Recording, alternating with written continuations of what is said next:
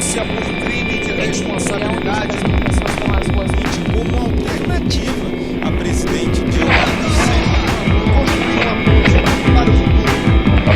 Um grande acordo nacional com o Supremo.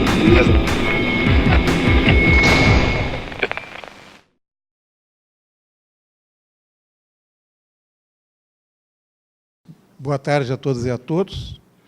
Eu fico muito contente de participar desse evento. Foi uma iniciativa importante da nossa diretora aqui presente, a professora Cláudia Wassermann. Importante e corajosa, porque não foi muito simples ter a ideia e fazer o curso, porque sempre tem as resistências, houve problemas em relação a isso. E, então, enfrentar essas dificuldades tem sido uma constante para o mundo universitário e me parece que a Cláudia soube levar isso com muita energia e com muita propriedade. Nós não podemos esquecer também a iniciativa pioneira, que foi do curso de Ciência Política lá da UNB, o professor Luiz Marques, que causou um grande impacto, e, por conta de uma reação intempestiva do ministro da Educação, a ideia se propagou como rastilho de pólvora, então esses cursos foram se reproduzindo em várias universidades, e é importante que a URGS também tenha marcado posição, e, enfim, e cá estamos para isso. Pode parecer estranho para quem não me conhece, eu não sou professor de História do Brasil, para quem me conhece, aliás, eu não sou professor de História do Brasil, não sou professor de Ciência Política, não sou professor de História Contemporânea, então alguém poderia perguntar, mas o que está fazendo aí? Tá. Então, mais do que falar sobre história, ou sobre a história do golpe de 16, eu vou me permitir fazer algumas considerações sobre o que eu chamei traição. Então, o título da minha fala é... Perdão. Nas pegadas de Brutus e Iscariotes, Temer o traidor. E aí eu tratei de fazer um rescaldo, né, do que nós temos de tradição na nossa formação, na formação do pensamento ocidental, e buscar, então, em algumas fontes, eu posso chamar assim, elementos para fazer algumas considerações, mais do que propriamente reflexões, algumas abordagens sobre a traição, o que nós vamos entender como traição na nossa história, na nossa trajetória enquanto seres humanos nesse planeta. Eu parto, então, para essas abordagens de algumas considerações, né, alguns eixos principais. A primeira é uma das nossas tradições formadoras, é a tradição judaico-cristã. Eu sigo numa tradição greco-romana, tradição judaico-cristã muito ligada à questão do pecado, à questão da emoção, à questão do castigo. A greco-romana mais racional, mais também voltada para os prazeres, para o desenvolvimento humano, no seu sentido mais amplo. Depois eu passo para o cristianismo, no que ele se diferencia do que seria uma tradição mais ampla judaico-cristã, pegando mais a questão do cristianismo propriamente dito. Passo para algumas considerações sobre traição na história do Brasil, alguns momentos que são, digamos assim, centrais para tratar da questão. E, finalmente, Temer e o golpe de 2016. Então, passemos ao primeiro deles, tradição judaico-cristã, e nessa tradição judaico-cristã eu vou lidar com o primeiro grande traidor, e, na verdade, depois que eu pensei nele, o título da palestra poderia ser Nas Pegadas de Lúcifer e Iscariotes, porque o primeiro grande traidor é Lúcifer. Lúcifer, o anjo da luz, o arcanjo da luz, aquele que se julgou semelhante a Yahvé, a Deus, e aquele que, então, resolveu assumir o lugar de Deus. E daí ocasionou a famosa Guerra dos Anjos. E na Guerra dos Anjos, que aqui está ilustrada pelo Gustavo Doré, no livro, para o livro Paraíso Perdido, do Milton, e aqui uma pintura, talvez a imagem mais conhecida, uma pintura do Guido Reni, de 1636, os anjos que ficaram fiéis a Yahvé, comandados por São Miguel. Miguel quer dizer, mais ou menos, alguma coisa como aquele que se parece a Deus. El, em hebraico, sempre se refere a Deus. Então, o arcanjo Miguel venceu essa grande batalha, e os anjos, então, derrotados, caíram ao Sheol. Caíram no Sheol, é o lugar dos mortos, e nesse lugar dos mortos eles ficaram, e e, a partir de então, Lúcifer, que era o anjo da luz, passou a ser conhecido como Satã, o inimigo. Shaitan, em árabe, também quer dizer o inimigo, o estranho, aquele que, enfim, que se difere a Deus. Então, isso é uma tradição que aparece no Antigo Testamento, mas ela é citada muito poucas vezes, né? Ela aparece, tem alguns versículos no livro de Isaías, tem alguma, que é um dos profetas maiores, tem no Ezequiel, que é um profeta menor, mas, enfim, também se refere a isso, e no Novo Testamento ele aparece no Evangelho de Lucas, e aparece nos Coríntios de Paulo, também Paulo faz essa referência, sempre é um anjo que quis ser igual a Deus e que foi arrojado para o inferno. Portanto, pretender ser igual a Deus é a grande falha, o grande pecado, a grande traição. E no assim chamado Novo Testamento também existe uma epístola de um outro Judas, que não é o Iscariotes, que é o Judas Tadeu, e nessa epístola ele faz menção a um evangelho ou um texto apócrifo remetido a Enoque, que é um antepassado de Noé, mas, enfim, teria escrito esse texto.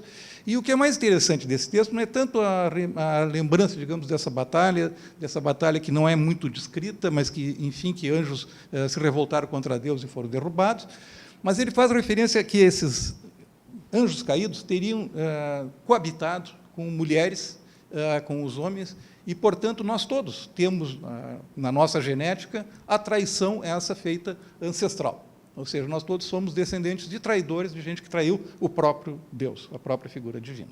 Então, isso é uma questão importante. Lúcifer, o traidor. Lúcifer derrubado pelo arcanjo Miguel. Não esqueçam do arcanjo Miguel, porque ele vai aparecer no final dessa fala. Tá? Na outra tradição greco-romana, certamente a grande traição, a grande referência é o assassinato de César. Não sou eu, é o assassinato de Júlio César, tá? Na época da República Romana, 15 de março de 44 a.C., para ser mais exato, pelo menos segundo as fontes. E, no caso, quem fala, eu não conheço outros autores, o professor Anderson certamente conheceria muitos outros para me ajudar nessa pesquisa, mas eu fui nos básicos, né, que é Plutarco, na sua história de vidas paralelas, ele faz um paralelo de César com Alexandre da Grécia, e também Suetônio, que tem o famoso livro sobre os 12 Césares, né, e o primeiro desses 12 Césares é justamente o senhor Gaio Júlio César. Numa situação política, uma conjuntura política bastante tensa, onde parte do Senado acreditava que César pretendia usurpar todos os poderes e diminuir o poder desse Senado, se arma um complô para assassiná-lo. Esse complô teria sido formado por 60 senadores, e eles atacam César logo na sua chegada, nesse dia, 15 de março, ao Senado. Ele recebeu 33 punhaladas, quer dizer, o homem também para matar era bem difícil, né? E o primeiro a apunhalá-lo foi um senador chamado Casca, e depois, enfim, quando ele já está quase se esvaindo em sangue, ele foi apunhalado pelo seu mais dileto pupilo, que era o senador Bruto, ou Brutus, como queiram chamar. Daí está o Brutus no meu nome. E, nas versões, Suetônio diz que César, ao ser apunhalado por Brutus, teria dito: até tu, meu filho, tu quoque filimi. O Plutarco é mais comedido, diz que o César, olhando, vendo que estava o Brutus presente, se tapou com o seu manto e se deixou matar por conta dessa traição. Aqui está uma representação desse assassinato, uma pintura, um sujeito chamado Vincenzo Camuccini. Então, tem vários senadores, todos. O César é esse que está com o manto vermelho, está sendo apunhalado. E ele ficou, esse assassinato de César se tornou mais famoso a partir de uma obra que é laica, que é a peça de Shakespeare, Júlio César, onde, aqui eu vou mostrar isso é uma representação feita por um teatro português, o Teatro da Cornucópia, em Lisboa, e é muito famosa nessa peça um monólogo que é feito pelo Marco Antônio, que depois vai ser o sucessor de César, onde ele se apresenta com o cadáver de César e se apresenta dizendo: eu não vim aqui louvar a César, eu vim enterrá-lo. eu vim apenas enterrá-lo. E César foi morto por Bruto e por Cássio, mas Bruto e Cássio são homens honrados. E ele, repetindo esses homens honrados e repetindo que vai apenas enterrar a César, ele vira a multidão para o lado dele e consegue uma revolta popular contra os assassinos de César, e depois, então, ele vai denunciá-los, vai chamá-los pelo nome, vai dizer que Brutus, que Casca são invejosos, que eram pessoas que tinham, mais do que contrariedades políticas, tinham inveja da figura central que César assumiu na República Romana, e diz, em palavras muito interessantes, que, mais do que pelas punhaladas, ele morreu ao se sentir traído pelo seu filho dileto, por aquele que ele achava como filho, que foi a punhalada, então, de Brutus, a punhalada final que ele recebeu. Então, o sangue dele jorrou mais intensamente por conta da traição do que propriamente pelo ferimento que ele tinha sofrido. Então, nós temos aqui, encerrando a parte ligada à tradição greco-romana, nós temos duas vertentes importantes. Uma vertente que vem do Antigo e do Novo Testamento, que eu chamei judaico-cristã, e na outra vertente, que é uma vertente greco-romana. Então, a traição é constitutiva, digamos assim, dessa nossa matriz formadora de uma mentalidade, de um pensamento que enfim, que faz parte da formação ocidental. Especificamente em relação ao cristianismo. Então, aí o tratamento vai ser falado justamente de Judas Iscariotes, que deu o nome a essa fala, fez parte do título, e eu chamei aqui o traidor dos traidores, porque assim ele é tratado. E existem tradições populares, por exemplo, de, na Páscoa, malhar-se o Judas. Se fabricam bonecos que são chamados de Judas, e as pessoas espancam esses bonecos. Então, a tradição também popular de espancar Judas se refere a esta ideia de uma traição inominável. Não preciso recordar, enfim, as pessoas que têm uma formação cristã, mesmo que seja muito básica, sabem bem da história de Judas em relação a Cristo. Judas era um dos 12 apóstolos, portanto, um daqueles seguidores mais próximos de Cristo na sua trajetória.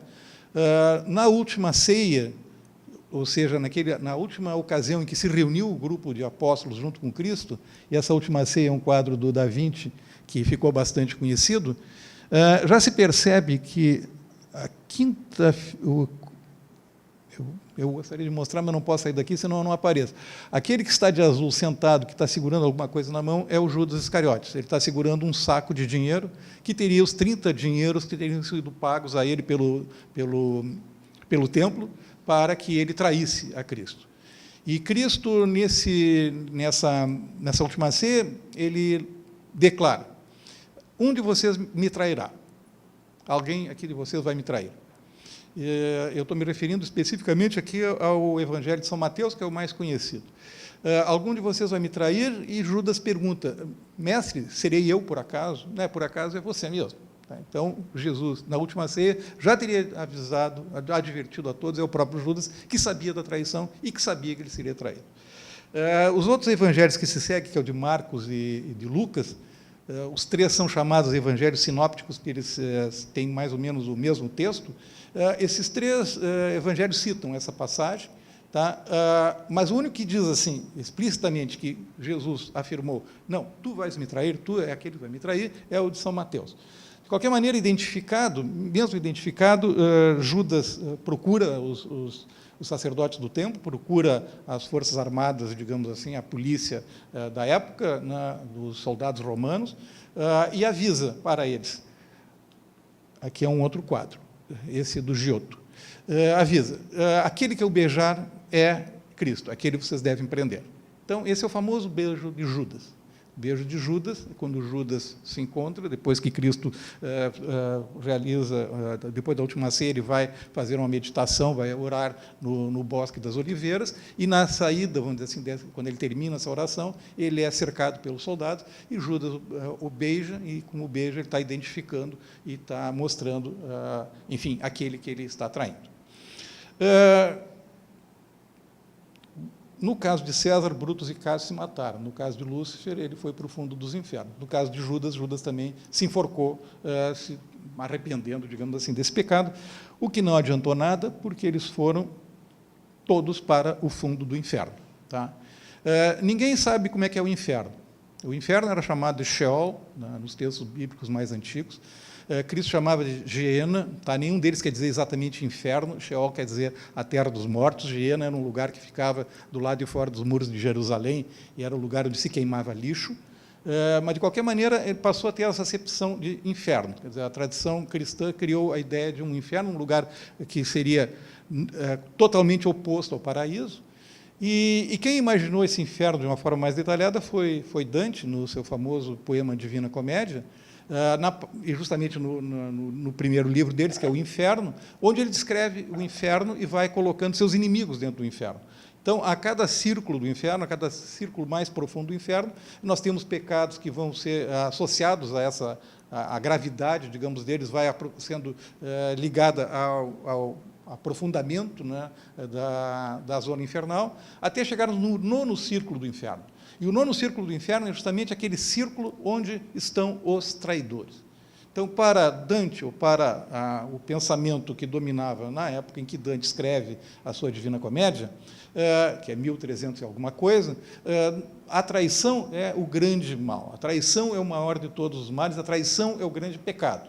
E os traidores piores ficam na terceira esfera desse 9º círculo, é uma esfera que se chama Judeca, em homenagem a Judas, justamente, e nessa esfera estão, no centro dela, no fundo, do fundo dos infernos, aqueles três que nós nos referimos. Está Lúcifer, me perdoem pela qualidade da imagem, ela é uma gravura belíssima do Doré, que essa projeção não justifica, não faz jus à beleza do desenho. Lá está Lúcifer, não mais Lúcifer, Satã, com asas de morcego. Ele tem 3 bocas, em cada boca ele mastiga um traidor. Numa boca ele mastiga Cássio, na outra ele mastiga Bruto, e na outra ele mastiga Judas.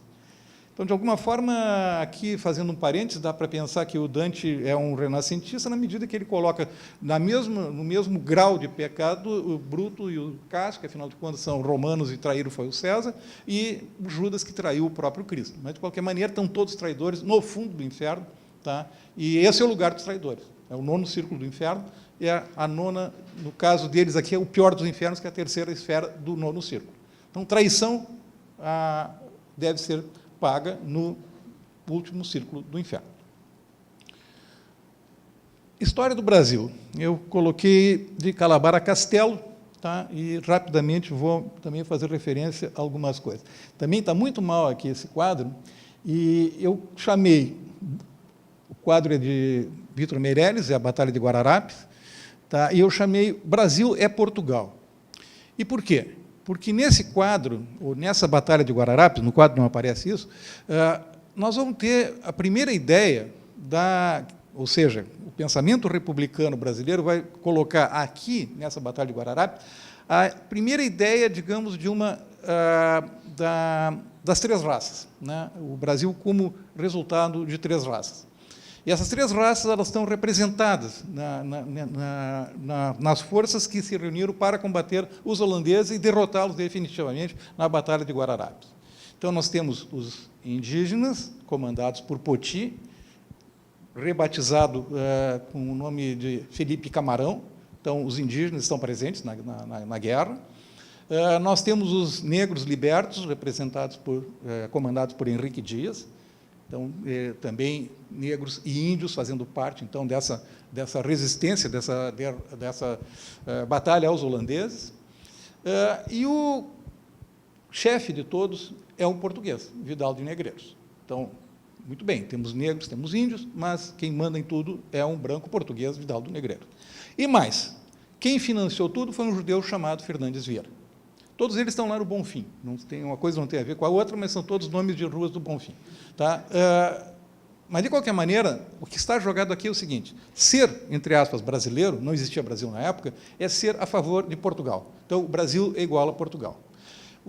E o Calabar foi aquele que traiu, então, esse Brasil, que seria igual a Portugal. Então, antes de Guararapes, muito antes de Guararapes, Calabar assumiu o lado dos holandeses, e a traição de Calabar teria sido responsável pelo sucesso dos holandeses, pela tomada de Recife, Olinda, enfim. Então, Calabar é o grande traidor, o primeiro grande traidor na história do Brasil, e é associado justamente a uma formação de Brasil que é uma construção posterior que é feita pela República, pela história oficial republicana.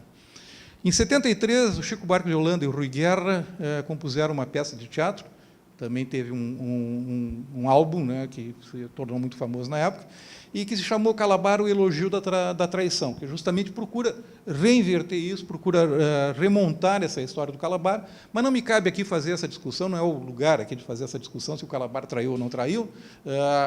O que interessa é que na história oficial aparece, né, uma traição num momento em que Brasil quer dizer Portugal. Então, nós temos um traidor mapeando a nossa história do Brasil.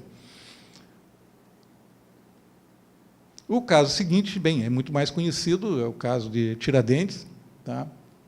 Então, o único que foi o único membro, né, daquele grupo que se insurgiu, dos Inconfidentes, né, que reclamava e queria reagir à cobrança de impostos dos portugueses na região mineira de Minas Gerais, ele se torna o mártir dessa Inconfidência. Ele é o único que foi executado, foi condenado e executado. Os demais filhos de boas famílias foram depois exilados, foram mandados para degredados ou degradados e foram morrer na África, Cláudio Manuel da Costa, Tomás Antônio Gonzaga e outras pessoas mais bem situadas naquela sociedade. Tiradentes era um alferes. Alferes é um cargo, é uma patente que não existe mais nas Forças Armadas. É uma coisa que fica entre o sargento e o tenente, ou seja, ele não era um oficial importante, e ele foi responsabilizado, foi nomeado como o chefe dessa Inconfidência. Também, com uma construção republicana, a Inconfidência Mineira é transformada na independência, num pródromo da independência do Brasil. Quer dizer, então, também é o Brasil que está identificado com alguma coisa que, na verdade, não tem a ver com o que nós chamamos hoje de Brasil. E, no caso, uma inversão, porque agora ser Brasil é ser contra Portugal, não é ser a favor de Portugal, como no caso da guerra contra os holandeses. Muito interessante também, ninguém sabe como é que era o Tiradentes, não existe nenhuma iconografia de época sobre isso, ele é representado como Cristo. Ele é representado como Cristo. Aliás, Cristo é representado como um italiano bonito do tempo do Renascimento. As reconstituições de Cristo que se tentaram fazer a partir da ideia de que ele seria um judeu, ou um galileu, ou um palestino, lá, eu ia dizer, no ano zero do nascimento de Cristo, mas parece que ele nasceu 3 anos antes de Cristo, é um outro problema. Mas, enfim, ele não corresponderia a essa imagem renascentista que tem. Mas, para o Tiradentes, também foi atribuída uma imagem renascentista e uma imagem muito parecida com a imagem de Cristo. Então, essa é uma primeira coincidência que a gente tem que pensar quando se trata de Tiradentes. Ele é não só o mártir da independência, mas ele é um mártir muito parecido com Cristo. Mais tarde, e isso também é no período republicano, mas já é no tempo do Getúlio, quando a expedição de Pedro Álvares Cabral chegou ao Brasil, o calendário, na época, marcava 3 de maio, porque era o calendário ainda vigente, o calendário dos tempos de Roma, o calendário feito pelo próprio César. Nesse mesmo ano, houve uma reforma do calendário, feita pelo Papa Gregório, e nessa reforma do calendário foram tirados 13 dias, para poder equilibrar, enfim, para poder começar uma contagem de tempo que fosse mais adequada. Então, a descoberta do Brasil, né, entre aspas, a descoberta, que foi feita no dia 13 de maio, passou para ser no dia 22 de abril.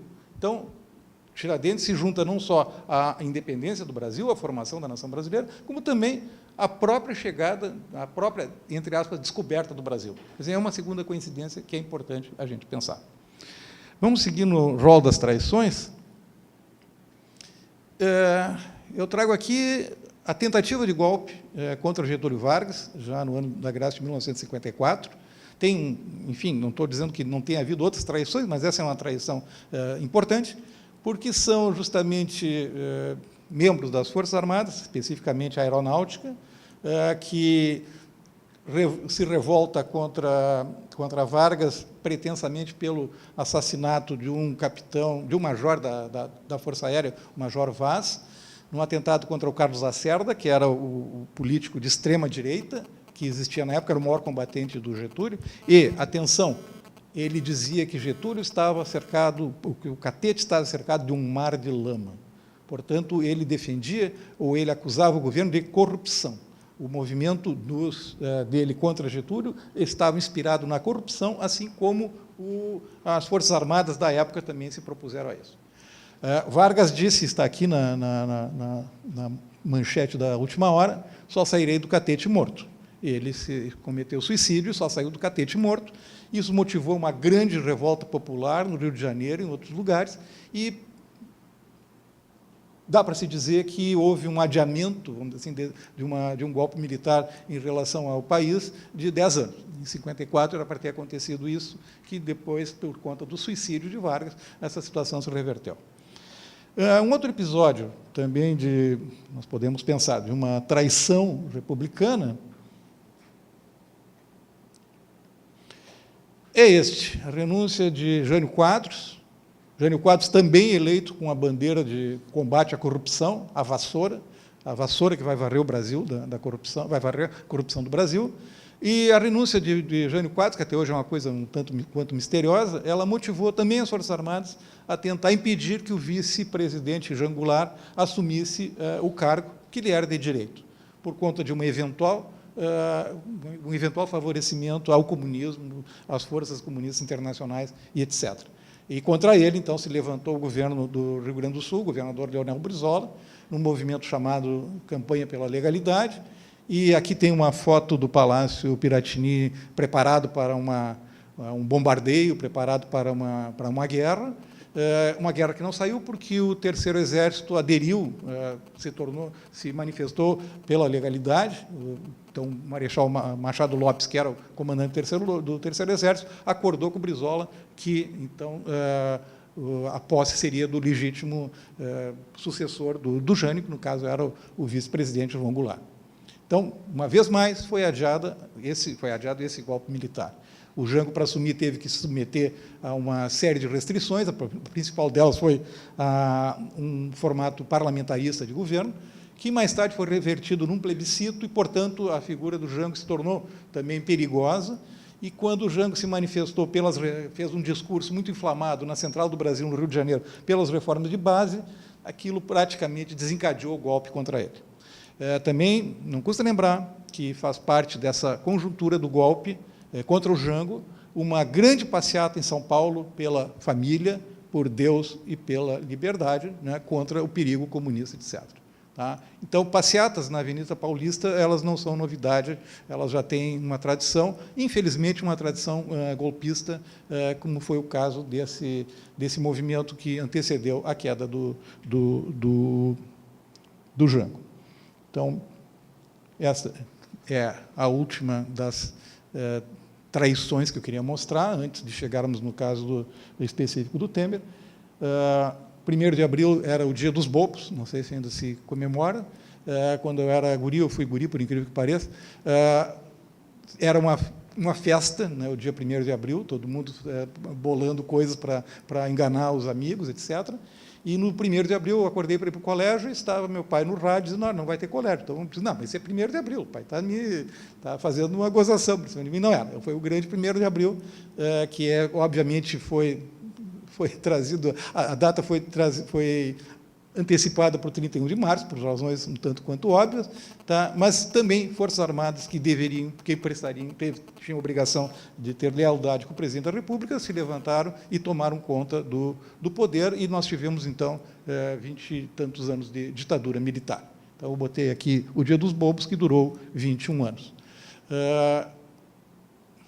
Nunca vou esquecer uma manchete na revista Cruzeiro, dos Diários Associados, em que, na matéria da Vinastre, ele escreveu, o leão acordou, e o leão que acordou era o Exército. Então, o Exército tinha essa função leonina de derrubar um governo legítimo. Então, finalmente, chegamos... não, ainda não chegamos no Temer. Ainda tem uma etapa, que é a etapa em que, na redemocratização, foi eleito indiretamente um mineiro, chamado Tancredo Neves, um político que era do tempo lá do Jean Goulart, que é um político mineiro muito articulado, um sujeito capaz de reunir em torno de si consensos bastante amplos, e foi eleito indiretamente, né? Então, o final da ditadura é marcado pela eleição do Tancredo Neves, que não pôde assumir e morreu de septicemia no dia 21 de abril de 85, que é o mesmo dia em que morreu, em que foi enforcado o Tiradentes, 21 de abril. Então, é uma outra coincidência, e foi bastante explorado isso. Quer dizer, o Tancredo igual a Tiradentes, Tancredo igual a um Brasil que está renascendo, a um Brasil que está se tornando independente de novo. Então, esse uso das datas ele é bem significativo, é bem importante. Quando morreu Tancredo, a Fafá de Belém, é uma grande cantora, ela na Globo, ela cantou o hino nacional a capela, que era proibido, na época, o hino nacional, por ser um símbolo nacional, ele teria que ser cantado da forma como ele era executado pelas bandas marciais, etc. Então, isso também representou uma outra coisa. Nós estamos num novo país, e não por acaso esse país, na época, se intitulava Nova República. Nós nos lembramos muito bem disso. Então, agora passemos ao Temer, tá? Eu chamei Temer, o golpe de 2016, a traição anunciada e consumada. Primeiro mandato, só um esclarecimento, o Lula não teve, quando o Lula foi eleito, o PMDB não fez parte da coalizão, nem na primeira eleição, nem na segunda. O PMDB não teve um cargo, pelo menos um cargo executivo importante no governo Lula, na chapa do Lula, tanto no primeiro governo quanto no segundo. Mas, para a eleição da Dilma, o PMDB se tornou um partido fundamental para essa composição, e a primeira, eu vou ver aqui o nome, a primeira chapa chamou-se Coligação para o Brasil Seguir Mudando. Então, a ideia era, a partir dos governos do Lula, o Brasil prosseguir numa trajetória de medidas que fossem includentes, populares, etc. E o Temer é signatário disso. Há um programa, se chama, as pessoas podem acessar ele na internet, né? Enfim, ele é de domínio público, são 13 pontos programáticos, e esse programa de 13 pontos ele é assinado também pelo Temer, assim como por todos os partidos que apoiaram essa coligação. Então, está aí o PDT, o PSB fez parte dessa coligação, e tem outros partidos menores. O PCdoB fez parte também disso. Então, esse programa foi assinado pelo Temer. E o Temer foi o vice, e o Temer nunca negou esta sua pertinência. Para a segunda eleição, a segunda chapa Dilma-Temer, que foi, então, lançada no ano de 2014, eu vou ler aqui, me permito ler, o que foi resolvido na Convenção Nacional do PMDB, do dia 2 de março de 2014, que referendou o apoio, então, do partido ao PT e à aliança PT-PMDB, com outros partidos que também compuseram isso, uma coligação chamada Com a Força do Povo. Tá? Então, além do PMDB, estava o PDT, estava o PCdoB, outros partidos menores, o PSB tinha caído fora. Lerei citações do Temer. Temer disse: a aliança com o PT é incontestável e inafastável. Palavras dele. Outra frase: de vez em quando, pessoas que me apoiam vêm me dizer que vão me trair e eu não acredito. PMDB sempre foi composto por homens com H maiúsculo. Não falo em mulheres com M maiúsculo, falo em homens com H maiúsculo, que são capazes de dizer o que realmente pensam. Então, não acredito nas intrigas, acredito que os que disseram alguma coisa vão me apoiar.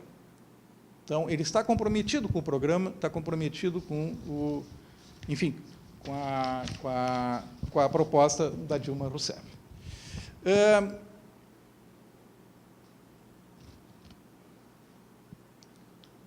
Segundo mandato, assim como no primeiro, ele festejando com a Dilma, se cumprimentando, muito felizes, alegres e fagueiros, está nessa bela imagem, né, do Planalto Brasiliense. Quando começa a se urdir, né, a dissidência, tá, e a possibilidade, então, de retirar a Dilma do governo, numa carta, antes da carta, antes de acontecer esta autopromoção dele a presidente, ele escreveu para Dilma, no dia 7 de dezembro, e escreveu assim: desde logo lhe digo que não é preciso alardear publicamente a necessidade da minha lealdade. Tenho-a revelado ao longo destes 5 anos. Isso é uma frase do Temer escrita numa carta onde ele está, digamos assim, adotando a postura do partido PMDB, da saída do governo, da coligação com a Dilma. Então, depois disso, ele vai falar, no dia 11 de abril, portanto, 6 dias antes da votação do impeachment, ele vai dizer que a minha condição de vice é naturalmente substituto constitucional da senhora presidente do Brasil. Então, antes da presidente ter saído, ele já fez o discurso como presidente. E, complementando essa frase, esse dito dele, hein? Complementando, então, o que ele disse ali, isso está gravado, quer dizer, também é possível se acessar, ele continua. Agora, quando a Câmara dos Deputados decide, por uma votação significativa, declarar a autorização para a instalação do processo de impedimento contra a senhora presidente, muitos que me procuraram, pelo menos, me pediram uma palavra preliminar para a nação. Então, essa palavra preliminar para a nação, ele deu 6 dias antes de ter sido votado. Ou seja, eu já assumi o mandato antes que esse mandato me seja concedido. Portanto, a gente pode pensar, sim, que já era parte de um processo anterior, já era parte de uma trajetória anterior, em que o Temer sabia e tinha consciência de que a sua postura de reverter aquela aliança com a Dilma já havia, assim, dado resultado. Coincidência, a terceira coincidência. Ele anunciou no dia 11 de abril, que foi o mesmo dia em que Silvério dos Reis fez a sua denúncia contra Tiradentes. Então, quem gosta de coincidências, tem aqui uma terceira coincidência. Esse ano, e para terminar, esse ano, nas comemorações do 21 de abril, ele escreveu sobre Tiradentes: seu exemplo de luta é exemplo para todos nós que trabalhamos para trazer mais conquistas para o Brasil. Esta gravação, ele segue. Nesse 21 de abril, lembremos que Tiradentes foi acusado e condenado por lutar e defender um Brasil livre, forte e independente. No final, a história lhe deu a vitória maior. Seu exemplo de luta é exemplo para todos nós que trabalhamos para trazer mais conquista para o Brasil. Portanto, isso aí é uma coincidência que ele buscou, ele tentou ser também Tiradentes. Obviamente que esse Tiradentes dele é um tanto quanto desarrazoado, até porque nesse mesmo ano, só que em março, quase um mês antes dessa fala, ele também, numa gravação em que ele estava falando para empresários muito chiques de São Paulo, ele disse: em 64, novamente o povo se regozijou, porque uma centralização absoluta do poder era necessária e, mais uma vez, ela durou até 88. Quer dizer, então, o PMDB deixou de ser o partido que lutou contra a ditadura, deixou de ser aquele partido que derivou do MDB, enfim, a organização política que mais resistiu contra a ditadura no Brasil, e que agora nomeia o próprio PMDB, assumiu esse antigo nome. E, então, nós temos não mais uma traição apenas a Dilma ou ao programa popular, nós estamos, quem sabe, rememorando ou tentando ressuscitar o Brasil da ditadura, instaurado em 1964. E eu fico pensando, quando uma avenida que se chamava Castelo Branco, que era o primeiro ditador, foi mudado o nome para Legalidade e volta a ser Castelo Branco, ela pode ser um mau sinal. Mas vamos seguir.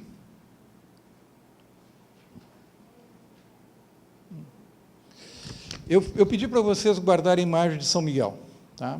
Aquele que se parece Deus e aquele que está atacando e está dominando o anjo caído, está submetendo o próprio Satã ao seu controle. Essa imagem é de 1636. Em Paris tem uma praça chamada Saint-Michel, e Michel é o Miguel em francês, e esse Saint-Michel tem uma fonte, e nessa fonte, que é de um cara chamado Duret, aparece o Miguel submetendo Satã, de uma forma muito parecida a esse quadro do Reni, é praticamente igual. Miguel com uma espada flamejante, ali parece mais um crismalaio, assim, aquela espada meio torta, mas é para representar uma espada de fogo, e está acabando com o traidor caído. Então, pensemos, São Miguel, Michel, aquele que parece com Deus, Michel, aquele que derrubou Satanás, que, enfim, que colocou o mal no fundo dos infernos. E agora temos o Michel que não se parece com Deus. Tá? E aí eu pergunto, a partir dessa foto, se esse beijo não é o beijo de Judas. Só isso. Tá? Obrigado.